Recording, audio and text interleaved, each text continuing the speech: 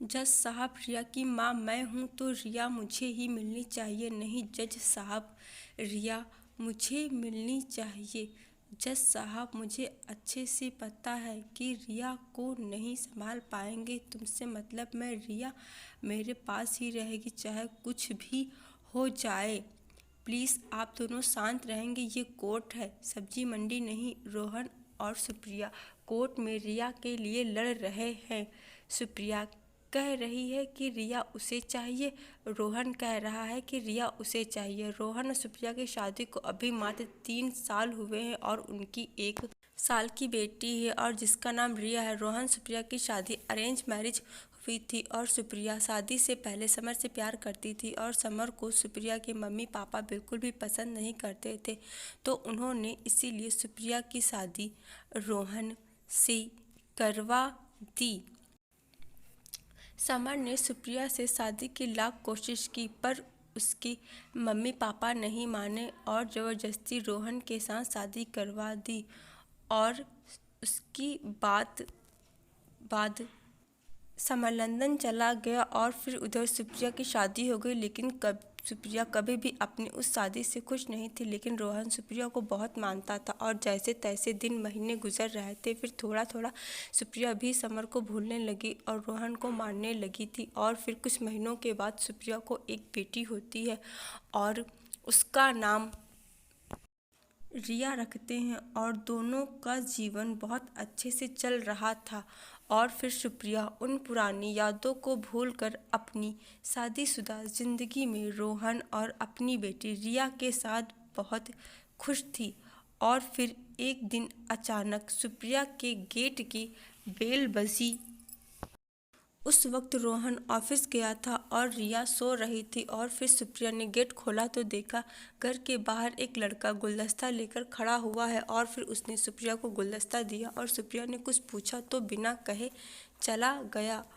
और फिर सुप्रिया को थोड़ा अजीब लगा और फिर उसके बाद सुप्रिया ने गुलदस्ते को देखा तो उसमें एक लेटर रखा हुआ था और जिसमें लिखा हुआ था, स्वीट हार्ट डार्लिंग, मैं वापस आ गया हूँ, अब हमें कोई जुदा नहीं कर सकता।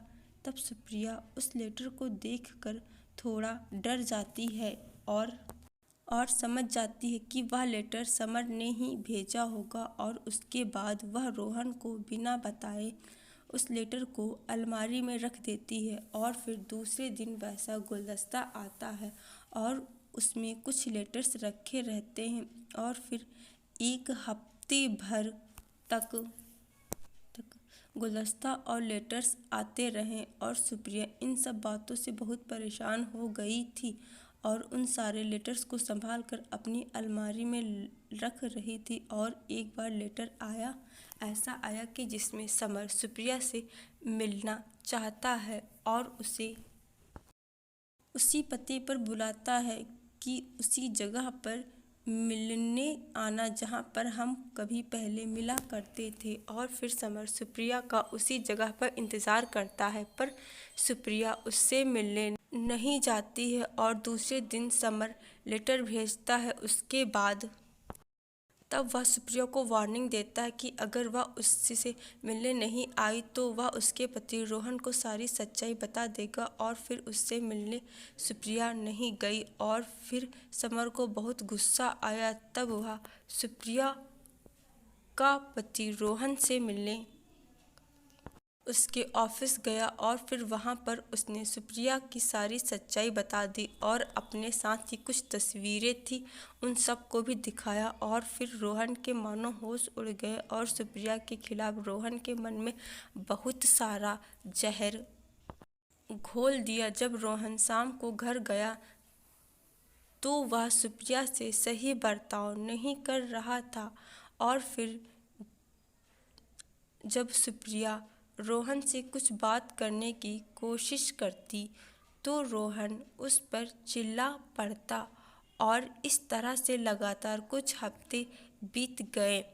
पर सुप्रिया को यह सब समझ नहीं आ रहा था कि रोहन उसके साथ ऐसा बर्ताव क्यों कर रहा है। और उसके बाद एक दिन रोहन ऑफिस गया था और उसी दिन अचानक से समर सुप्रिया के घर आ गया और वह उसके घर के डाइनिंग हॉल में बैठा था।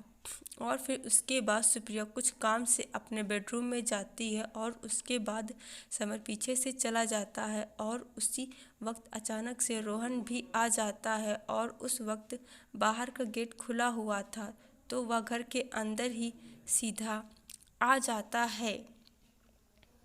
और रोहन अचानक से सुप्रिया और समर को देखता है तब उसके होश उड़ जाते हैं और फिर समर को तुरंत वहाँ से भगा देता है और उसके बाद सुप्रिया पर बहुत चिल्लाता है और सुप्रिया को बहुत मारता पीटता भी है। और फिर उसके बाद सुप्रिया से तलाक लेने के लिए वह कोर्ट में अर्जी लगा देता है और उसके बाद जब दोनों को अदालत में बुलाया जाता है और फिर उसके बाद जब दोनों का तलाक मंजूर किया जाता है और उसके बाद जब बात रिया की आती है कि रिया किसके साथ रहेगी, तब रोहन कहता है कि रिया उसके पास रहेगी और सुप्रिया कहती है कि रिया उसके पास रहेगी।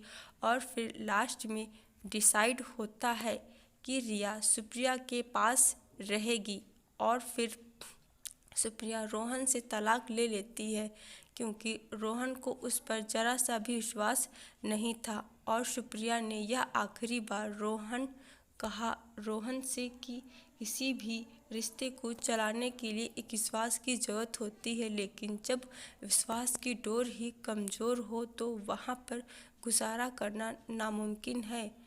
यह भी फैसला लिया कि वह अब रिया को सिंगल मदर की तरह ही उसका पालन पोषण करेगी।